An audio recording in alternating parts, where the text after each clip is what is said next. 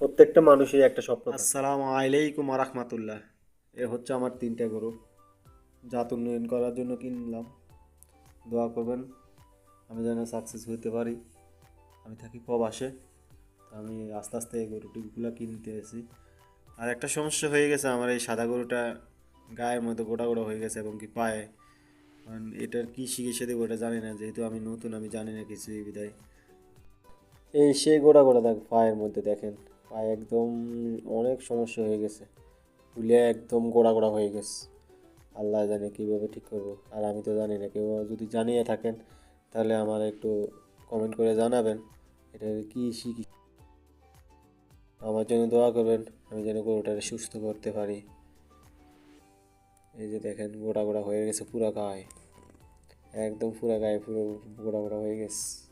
কি যে অবস্থা। আর ওই 2টা গরু আলহামদুলিল্লাহ ঠিক আছে। আসসালামু আলাইকুম রহমতুল্লাহ। তো ভাই, প্রত্যেকটা মানুষেরই একটা স্বপ্ন থাকে।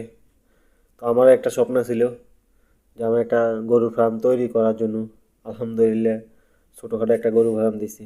সবাই আমার জন্য দোয়া করবেন। আসসালামু আলাইকুম ওয়া রাহমাতুল্লাহি ওয়া বারাকাতুহু।